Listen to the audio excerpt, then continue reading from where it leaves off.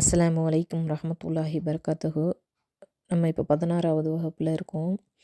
இந்த வகுப்பில் நம்ம என்ன பார்க்க போகிறோம்னா, அல்லாஹுடைய பெயரை பற்றியும் அல்லாஹுடைய பெயர்களுக்கு உண்டான பண்புகளை பற்றியும் நம்ம பார்க்க இருக்கிறோம். அதில் முதல் படியாக அல்லாஹ் அப்படிங்கிற வார்த்தையை பற்றி, இறைவனுக்கு உண்டான பெயர் அல்லாஹ் அப்படின்னு அல்லாஹ்வே குறிப்பிடுறான். தன்னோட திருக்குர்ஆனில் அல்லாஹ் குறிப்பிடுறான் தன்னோட திருமறையில். இந்த குர்ஆன் யாருடைய வார்த்தை, அல்லாஹுடைய வார்த்தை அப்படின்னு நம்ம புரிஞ்சால் மட்டும்தான் அதை நம்ம வாழ்வியலாக்க முடியும். அப்போ அது இந்த குர்ஆனை வாழ்வியலாக்கணும்னா அல்லாஹ் எப்படிப்பட்டவன், அவன் எப்படிப்பட்ட பண்புகளை உடையவன் அப்படிங்கிறத நம்ம அறியக்கூடியவங்களாக இருக்கணும். அப்போ அவனுடைய பெயர்களையும் அவனுடைய பண்புகளையும் அவனுடைய தன்மைகளையும் முதல்ல நம்ம விளங்கினாதான் நம்ம அப்போ தான் நம்ம இறையச்சமுடையவர்களாக ஆகும். அப்போ அல்லாஹ் தன்னோட திருமறையில் இறைவன் அப்படின்னு குறிப்பிடக்கூடிய பெயரில் நம்ம இறைவன்னா அல்லாஹ் அப்படின்னு குறிப்பிடுறோம்ல. அப்போ அந்த அல்லாஹ் அப்படிங்கிற அந்த தனித்துவ பெயரை பற்றி தான் நம்ம இன்றைய வகுப்பில் நம்ம பார்க்க போகிறோம். அல்லாஹ்வே தன்னை பற்றி திருமறையில் கூற போகும்போது லா இலாஹா இல்லல்லாஹ் அப்படின்னு சொல்ல போகும்போது, வணக்கத்திற்கு தகுதியானவன் அல்லாஹ் ஒருவன் தான் அப்படின்னு தன்னை பற்றி அறிமுகப்படுத்தக்கூடிய சொல்லாக அல்லாஹ் அப்படிங்கிற அந்த வார்த்தையை அல்லாஹ் பயன்படுத்துகிறான். அப்போ அல்லாஹுக்கு அல்லாஹ் என்ற பெயர் தான் முதல் அடிப்படை சொல்லாக அமையுது. இந்த திருக்குர்ஆனில் 2500க்கும் மேற்பட்ட வார்த்தைகளாக அல்லாஹ் அப்படிங்கிற வார்த்தையை அல்லாஹ் பயன்படுத்தக்கூடியவனாக இருக்கான். அல்லாஹுங்கிற சொல் எல்லா பண்புகளையும் உள்ளடக்கி பெரிய முக்கியத்துவம் கொடுக்கக்கூடிய சொல்லாக இங்கே மிக சிறந்த பெயராக இருக்குது. அல்லாஹு அப்படிங்கிற அந்த அந்த பெயரை குறித்து அறிஞர் மத்தியில் 2 கருத்து இருக்குது. அல்லாஹுங்கிற இந்த வார்த்தை இடுகுறி பெயர் தான். இதுக்கு எந்த ஒரு பண்பும் கிடையாது. இது தனி பெயராக தான் இருக்குது. எந்த ஒரு மூலத்திலிருந்தும் வந்த சொல் கிடையாது அப்படின்னு சொல்லி ஒரு சில அறிஞர்கள் சொல்கிறாங்க. இன்னொரு கருத்துடைய அறிஞர்கள் என்ன சொல்கிறாங்கன்னா, இந்த அல்லாஹுங்கிற சொல் இன்னொரு சொல்லிலிருந்து பிறந்த சொல்லு தான் அப்படின்னு சொல்லி அதுக்கு பண்புகள் இருக்குது, அந்த பெயருக்கு உண்டான பண்புகள் இருக்குது அப்படின்னு 2 கருத்துக்களை உடைய அல்லாஹ் பெயரை குறித்து அறிஞர் மத்தியில் 2 கருத்துக்கள் வைக்கப்படுது. அதில் முதல் கருத்தாக அல்லாஹுங்கிற வார்த்தை ஒரு பண்பிலிருந்து வந்திருக்கு அப்படிங்கிறத இப்போ நம்ம பார்ப்போம். இந்த அல்லாஹுங்கிற வார்த்தை 2 வார்த்தைகளை கொண்ட கூற்றாக இருக்குது அப்படிங்கிறத சொல்கிறாங்க.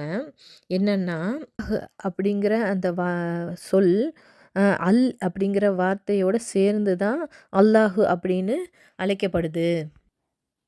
இலாஹுனா கடவுள், அதில் அல் சேர்க்கும் போகும்போது அந்த கடவுள் அப்படின்னு அரபியில் குறிப்பிடப்படுது. அதாவது இங்கிலீஷில் த அப்படின்னா அந்த அப்படின்னு குறிக்கிற மாதிரி அரபியில் எப்படி கூறப்படுது அப்படின்னா, ஒரு குறிப்பிட்ட கடவுளை சொல்லி குறிக்கப்பட போகும்போது அல் அப்படின்னு சேர்த்தோம்னா அந்த கடவுள் அப்படின்னு அல்லாஹுவோட பேரை குறிப்பிடப்படுது. இன்னும் சிலர் சொல்கிறாங்க, இலாஹு அப்படிங்கிற வார்த்தை அலிஹ அப்படிங்கிற அந்த மூல சொல்லிலிருந்து தான் கிடைக்கிது அப்படின்னு சொல்லி சொல்கிறாங்க. அலிஹ அப்படிங்கிற அந்த வார்த்தைக்கு உரிய பொருள் என்னென்னா, பிரமித்து போதல், வியப்படைதல், ஆச்சரியப்படுதல் அப்படிங்கிற அந்த வார்த்தைகளை குறிக்கக்கூடிய அந்த அலிஹ அப்படிங்கிற இதுலேருந்து தான் வந்தது. அல்லாஹுவை பற்றி நினைக்கும் போது அவனுடைய பிரம்மாண்டத்தையும் அவனுடைய பண்புகளையும் உணரும் போது நம்மளுக்கு மெய் சிலுக்கக்கூடியதாகவும் பிரமிப்பை ஏற்படுத்தக்கூடியதாகவும் இருக்கிறதுனால தான் அப்போ இந்த சொல்லிலிருந்து தான் உருவானது அப்படின்னு பெரும்பாலான அறிஞர்கள் இந்த கருத்தில் இருந்தால் சொல்கிறாங்க.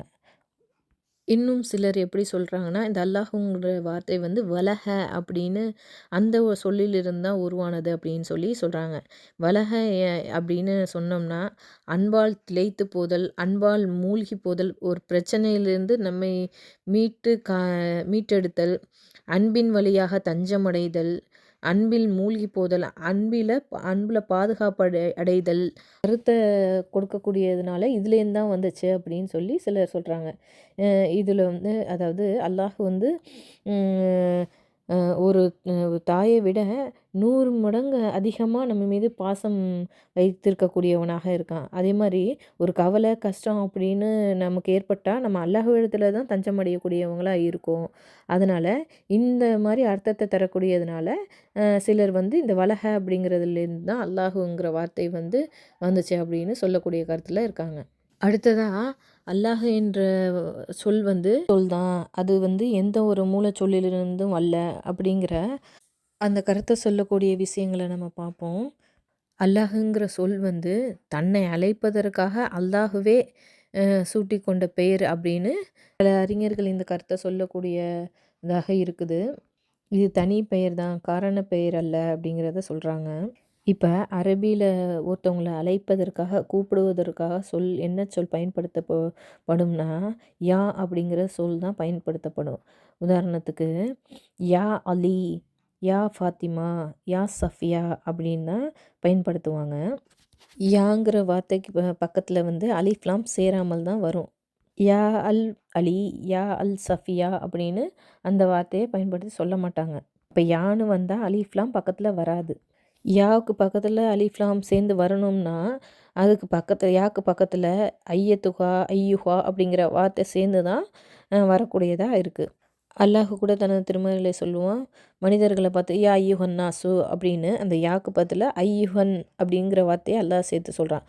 இன்னொரு இடத்துல சொல்ல போகும்போது குல்லியா ஐயுகல் கேஃபிரூன், அப்போ அந்த யா வந்துச்சுன்னா அதுக்கு பக்கத்தில் ஐயுகல் கேஃபிரூன் அப்படிங்கிற அந்த வார்த்தையை அல்லாஹ் பயன்படுத்துகிறான். யாக்கு பக்கத்தில் அலிஃப்லாம் வரணும்னா ஐயுஹா, ஐயத்துஹா அப்படிங்கிற வார்த்தையை பயன்படுத்தக்கூடியதாக இருக்குது. அப்படி அரபியில் அல்லாஹ் சொல்ல போகும்போது யா அல்லா அப்படின்னு தானே சொல்கிறோம். யா ஐயுஹல்லா அப்படின்னா நம்ம சொல்கிறோம். அப்போ வந்து இந்த சட்டம் வந்து அல்லாஹுங்கிற வார்த்தைக்கு வந்து பொருந்தாது. அப்போ அல்லாஹுங்கிற வார்த்தையை வந்து தனி சொல் தான் அப்படின்னு கருத்தை சொல்லக்கூடியதாக இருக்குது. அரபியில் இலாஹ் அப்படின்னா ஒரு கடவுள் அப்படிங்கிறத குறிக்கும். அதே இன்னொரு வார்த்தையாக கடவுளை பற்றி குறிப்பிடப்படும் போது ஆலிஹத்துன், பல கடவுள்கள், வேறு கடவுள்கள் அப்படின்னு பன்மையை குறிக்கும். ஒருமை பன்மை அப்படிங்கிற வார்த்தைக்காக இது பயன்படுத்தப்படுது. ஆனால் அல்லாஹுங்கிற வார்த்தை பன்மையும் அல்லாஹுங்கிற வார்த்தைக்கு கிடையாது.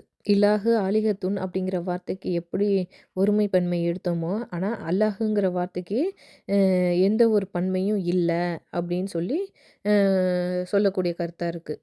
அடுத்ததாக அவங்க என்ன கருத்தை சொல்கிறாங்கன்னா, இலாஹ் அப்படிங்கிற அந்த வார்த்தைக்கு வந்து பெண்பால் இருக்குது. அந்த இலாஹத்துன் அப்படிங்கிறது மாதிரி பெண்பால் வார்த்தை வரும். அதே போல் அல்லாஹுங்கிற வார்த்தைக்கு ஆண்பால், பெண்பால் அப்படிங்கிற எந்த ஒரு இதுவும் இல்லாமல் அது தனி சொல்லாக தான் குறிப்பிடப்படுது. அப்போ இதுலேருந்து நமக்கு ஒரு சந்தேகம் வரலாம்.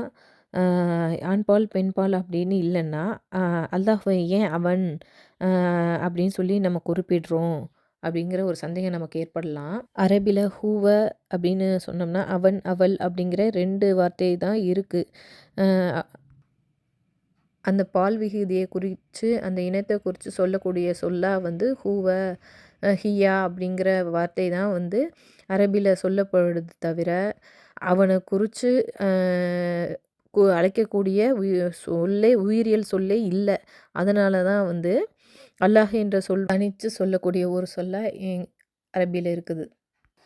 இந்த அல்லாஹுங்கிற சொல் வந்து பல தனித்தன்மைகளோட விளங்கக்கூடிய ஒரு சொல்லாக இருக்குது. ஏன்னா இறைவனை வந்து அழைக்கிறதுக்காக, அல்லாஹுவை வந்து தன்னைத்தானே அழைக்கிறதுக்காக அவனே வைத்து கொண்ட பேர் தான் வந்து அல்லாஹு. அப்போ வந்து இந்த அல்லாஹுங்கிற இந்த வார்த்தை வந்து நபி ஸல்லல்லாஹு அலைஹி வஸல்லம் அவங்க வருகைக்கு அப்புறம்தான் அழைக்கப்பட்டுச்சான்னா கிடையாது. நபி ஸல்லல்லாஹு அலைஹி வஸல்லம் அவங்க காலத்துக்கு முன்னாடி பல நபிமார்கள் வந்திருந்தாங்க. அப்போ வந்து முன்னாடி வாழ்ந்த சமுதாயத்தினரும் கிறிஸ்தவர்கள், யூதர்கள் அவங்க எல்லாருமே இறைவனை வந்து எந்த சொல்லை பயன்படுத்தி அழைச்சிருக்காங்கன்னா, அல்லாஹ் அப்படிங்கிற அந்த வார்த்தையை இறைவனுக்கு வந்து பயன்படுத்தி அல்லாஹ்ங்கிற வார்த்தையை சொல்லக்கூடியவங்களாம் இருந்திருக்காங்க. அந்த ஜபல் அப்படிங்கிற முன்னாடி வாழ்ந்த மக்களுடைய கல்வெட்டுகளில் பை த ஹெல்ப் ஆஃப் அல்லாஹ், அல்லாஹ்வின் உதவியால் அப்படின்னு கல்வெட்டுக்கள் வந்து பொறியப்பட்டிருக்கு. அப்படி இந்த கல்வெட்டுக்களை பார்க்க போகும்போது இந்த அல்லாஹ்ங்கிற வார்த்தை இதற்கு முன்பே நபி ஸல்லல்லாஹு அலைஹி வஸல்லம் முகமது நபி அவங்க காலத்துக்கு முன்னாடி வாழ்ந்த சமுதாயத்தினரும் வந்து அவங்களுடைய கடவுள்களுக்கு வந்து அதாவது இறைவனுக்கு வந்து அல்லாஹ் அப்படிங்கிற வார்த்தையை தான் பயன்படுத்தியிருக்காங்க அப்படிங்கிறது நமக்கு தெரிய வருது. அது மட்டும் இல்லாமல் அல்லாஹுங்கிற சொல் வந்து எப்படிப்பட்ட வார்த்தையாக பயன்படுத்தப்படுதுன்னா, இந்த பிரபஞ்சத்தை உருவாக்கி அந்த பிரபஞ்சத்தை உருவாக்கி அதை வந்து நிர்வகிக்கக்கூடியவனை குறித்து தான் இந்த சொல் வந்து எப்போதுமே எல்லா மக்கள் எல்லா சமுதாயத்திலுமே குறிப்பிடப்படக்கூடிய சொல்லாக இருந்திருக்கு.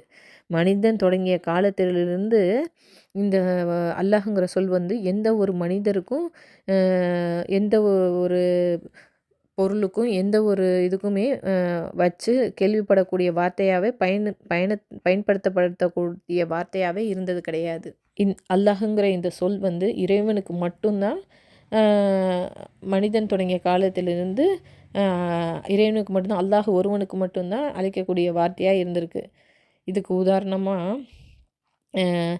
நபி ஸல்லல்லாஹு அலைஹி வஸல்லம் அவங்க காலத்துலேயும் அவங்க முன்னாடி வாழ்ந்த காலத்துலேயும் ஜாஹிலியா காலத்தில் வாழ்ந்த மக்கள் எப்படி இருந்தாங்கன்னா, அவங்க சிலைகளை வணங்கக்கூடியவங்களாம் அந்த காபாவில் வந்து 365 நாளும் ஒவ்வொரு சிலைகளை செஞ்சு மரியம், இப்ராஹிம் அப்படின்னு அவங்களுக்கு வந்த நபிமார்களுடைய சிலைகள் அந்த மாதிரி எல்லாருடைய சிலைகளை அங்கே வச்சு வணங்கக்கூடியவங்களாக இருந்தாலும், அந்த சிலைகளில் எந்த ஒரு சிலைக்குமே அல்லாஹு அப்படிங்கிற பேருடைய அழைக்கப்பட்ட சிலையே கிடையாது. ஆனால் அல்லாஹு தான் எல்லாத்தையும் படைச்சான், இந்த பிரபஞ்சத்தை உருவாக்கியவன் அல்லாஹ் தான் அப்படின்னு அவங்க இறைவனை இந்த சிலைகளை விட அவன் உயர்ந்தவன் அப்படிங்கிற அந்தஸ்தில் தான் வச்சுருந்தாங்க. ஆனால் இந்த சிலைகளை அவங்க எப்படி ஏற்படுத்திக்கிட்டாங்கன்னா, அறியாமையின் காரணமாக தான் அல்லாஹ்விடத்தில் இந்த சிலை வந்து நமக்கு வசீலாவை ஏற்படுத்தி தரும், சிபாரிசு செய்யும் அப்படி நம்பிக்கையில் தான் இருந்தாங்க. ஆனால் அல்லாஹ் குறித்து அவங்களுடைய எண்ணம் எப்படி இருந்துச்சுன்னா, மலைக்கு தருபவன் யார் அல்லாஹ், நோயை கொடுப்பவன் யார் அல்லாஹ், நோய் நிவாரணம் கொடுக்கக்கூடியவன் யார் அல்லாஹ் அப்படின்னு எதை கேட்டாலும் அந்த அன்றைய காலத்து மக்கள் அல்லாஹுவை தான் சொல்லக்கூடியவங்களாக இருந்தாங்க. ஆனால் இந்த சிலைகள் வந்து நமக்கு அல்லாஹ்விடத்தில் சிபாரிசு செய்யும் அப்படின்னு இந்த எல்லாத்தையும் விட அல்லாஹுவை தான் அவங்க உயர்ந்த கருத்தில் அல்லாஹ் உயர்வான இடத்துல தான் வைக்கக்கூடியவங்களாக இருந்தாங்க. அப்போ அல்லாஹுங்கிற வார்த்தை அல்லாஹ் ஒருவனுக்கு மட்டும்தான் அன்றைய காலத்துலேயும் சரி இன்று வரைக்கும் பயன்படுத்தக்கூடிய வார்த்தையாக இருக்குது. அதே போல் இந்த மக்கள் தவறான நிலையில் இருக்கிறத அல்லாஹ் சொல்லி காட்டி, இந்த தவறான நிலையிலிருந்து நான் தூயவன் அப்படின்னு, இந்த பலவீனங்களுக்கெல்லாம் அப்பாற்பட்டவன் நான் அப்படிங்கிற கருத்தை வந்து அல்லாஹ் சொல்லி காட்டுறான். அன்றைய காலத்து மக்கள் எப்படி நினச்சாங்கன்னா, வானவர்களை வந்து பெண் குழந்தைங்களா அப்படின்னு சொல்லிட்டு, இது அல்லாஹுடைய குழந்தைகள் அப்படின்னு சொல்லி நினச்சாங்க. இந்த கருத்து தப்பு அப்படிங்கிறத வந்து குறித்து அல்லாஹ் சொல்லி காட்டுறான். 37வது அத்தியாயத்தில் 149வது வசனத்துலேருந்து அல்லாஹ் சொல்லி காட்டுறான். உமது இறைவனுக்கு பெண் குழந்தைகள், இவர்களுக்கு மட்டும் ஆண் குழந்தைகளா என்று இவர்களிடம் கேட்பீராக. வானவர்களை நாம் பெண் பிள்ளையாக படைக்கும்போது இவர்கள் பார்த்து கொண்டிருந்தாங்களா அப்படின்னு கேட்குறான்.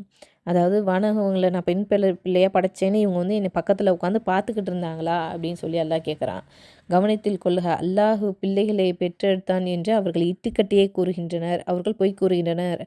அல்லாஹுக்கு பிள்ளைங்களாம் இல்லை, அந்த மாதிரி அவனுக்கு வந்து பலகீனம் இருக்குது அப்படின்னு மனிதனோட பண்பை வச்சு அல்லாஹுக்கு சொல்கிறாங்க. இவங்க வந்து இட்டு கட்டுறாங்க அப்படின்னு அவங்க பொய் தான் சொல்கிறாங்க அப்படின்னு சொல்லி அல்லாஹ் சொல்லி காட்டுறான். மேலும் அல்லாஹ் சொல்கிறான், ஆண் மக்களை விட பெண் மக்கள் தேர்வு செய்து விட்டானா? உங்களுக்கு என்ன நேர்ந்தது? எவ்வாறு தீர்ப்பளிக்கின்றீர்கள்? சிந்திக்க மாட்டீர்களா? அப்படின்னு இந்த தவறான சிந்தனையை பற்றி இப்படி ஏன் அல்லாஹை பற்றி தீர்ப்பளிக்கிறீங்க? சிந்திங்க அப்படின்னு சொல்லி அல்லாஹ் சொல்லி காட்டுறான். உங்களுக்கு தெளிவான சான்று உள்ளதா? நீங்கள் உண்மையாளர்களாக இருந்தால் உங்கள் வேதத்தில் கொண்டு வாருங்கள். அப்படி ஏதாவது நீங்கள் இந்த மாதிரி அல்லாஹ்வுக்கு பிள்ளை இருக்குது, அது பெண் பிள்ளைகளாக தான் அல்லாஹ் வச்சுருக்கான் அப்படின்னா, உங்களுடைய வேதத்தில் எதுவும் இருந்தால் அதை கொண்டு வாருங்க அப்படின்னு சொல்லி அல்லாஹ் சொல்லி காட்டுறான். ஜின்களும் அவர்களுக்கும் இடையே வம்சாவளி உறவை அவர்கள் கற்பனை செய்து விட்டனர். தாம் இறைவன் முன் நிற்கப்படுவோம் என்பதை ஜின்கள் அறிந்து வைத்து உள்ளன. அவர்கள் கூறுவதை விட்டும் அல்லாஹ் தூயவன் அப்படின்னு அல்லாஹ் சொல்லி காட்டுறான். அப்போ நான் இந்த பலவீனத்திற்கெல்லாம் அப்பாற்பட்டவன், நான் தூயவன் அப்படின்னு இவங்களுடைய சிந்தனையெல்லாம் தவறான சிந்தனை அப்படிங்கிறத இங்கே அல்லாஹ் சொல்லி காட்டுறான். அந்த மக்கள் தவறான நம்பிக்கையில் இருந்ததை அல்லாஹ் உடைச்சு குர்ஆனிலிருந்து இந்த வசனங்களை சொல்லி அல்லாஹ் தெளிவுபடுத்துகிறான். அடுத்தது அல்லாஹ் பேரை பற்றி பார்த்தோம்னா, அல்லாஹுங்கிற பேர் மரபின் வழியாகவே கொண்டு வரப்பட்டிருக்கு. உதாரணத்துக்கு அல்லாஹுடைய பேர்களை பார்த்தோம்னா 99க்கு மேற்பட்ட பேர்கள் இருக்குது அப்படிங்கிறத நம்ம பார்த்தோம். அதில் ரஹ்மான், ரஹீம், ரஸாக், ராசிக் அப்படின்னு எண்ணற்ற பேர்கள் அல்லாஹுக்கு இருக்குது. இப்போ இது எல்லாமே நம்ம அல்லாஹுடைய பெயர் தான் அப்படின்னு நம்ம அறிஞ்சு வச்சுருக்கக்கூடியவங்களாக இருக்கோம். உதாரணத்துக்கு ரஹ்மான் எடுத்துக்கிட்டோம்னா அது யாருடைய பேர்? அல்லாஹுடைய பேர்னு சொல்லுவோம். ரஹீம் அப்படின்னு எடுத்துக்கிட்டோம்னா அது யாருடைய பேர்? அல்லாஹு பேர் அப்படிம்போம். ஆனால் அல்லாஹுங்கிற வார்த்தையை எடுத்துக்க போகும்போது அது ரஹ்மானுடைய பெயர் அப்படின்னு சொல்லுவோமா? இப்போ இல்லைன்னா அது அல்லாஹ் அப்படிங்கிற வார்த்தையை ரஹீமோட பெயர் அப்படின்னு சொல்லுவோமானா, அப்படி அந்த மாதிரி நம்ம இதுவரைக்கும் மரபுகளில் நம்ம அந்த மாதிரி சொல்கிறது கிடையாது. மற்ற எல்லா பெயர்களும் யாருடைய பெயராக குறிப்பிடப்படுதுன்னா அல்லாஹுடைய பெயராக தான் நம்மளுடைய மரபு வழியாக பழக்கத்தில் இருக்குது அப்படிங்கிறத பார்த்தோம். இது அல்லாஹுக்கு தனி சிறப்பாக அமையுது. அடுத்து அல்லாஹுடைய பேரை எடுத்துக்கிட்டோம்னா அது யாரை குறிக்குதுன்னா அல்லாஹ் அப்படிங்கிற அவனை தான் குறிக்கக்கூடியதாக இருக்குது. அப்புறம் அந்த அல்லாஹு அப்படிங்கிற வார்த்தையில் அலீஃபை எடுத்துக்கிட்டோம்னா லில்லாஹி அப்படிங்கிற சொல்லாக அமையும். அது அல்லாஹுக்குரியது அப்படிங்கிற சொல்ல குறிக்கக்கூடியதாக இருக்கும். அதுவும் அல்லாஹுவை தான் குறிக்கக்கூடிய சொல்லாக இருக்குது. அடுத்தது அந்த லில்லாஹ் அதில் லாம எடுத்துட்டோம்னா லஹு அப்படிங்கிற வார்த்தை வரும்போது அந்த லஹு அப்படிங்கிறது அவனுக்கு அப்படிங்கம்மா லஹு மாஃபி சமாவாத்தி வமா ஃபில்லர் வானங்களும் பூமியும் அவனுக்கே உரியன அப்படிங்கிற வார்த்தையை அல்லாஹ் பயன்படுத்துகிறான். லஹுல லாம எடுத்துட்டோம்னாலும் ஹூ அப்படிங்கிறது அவன் அப்படின்னு சொல்லும் அல்லாஹுவை குறித்து பயன்படுத்தக்கூடிய வார்த்தையாக தான் அமையுது. அப்போ இந்த அல்லாஹுங்கிற வார்த்தையை எப்படி உடைச்சி அதை தனித்தனியான எழுத்துக்களாக சொன்னாலுமே எல்லாமே அல்லாஹுவை குறித்து சொல்லக்கூடிய அவனை குறித்து பயன்படுத்தக்கூடிய வார்த்தையாக தான் இங்கே அமையுது. அப்போ இந்த அல்லாஹுங்கிற வார்த்தை தனித்துவம் மிக்கதாகவும் தனித்தன்மை மிக்கதாக சிறப்பு மிக்கதாக இருக்குது, தனிப்பட்டு சிறந்து விளங்குது அப்படிங்கிறத இதிலேருந்து நம்ம விளங்க முடியுது.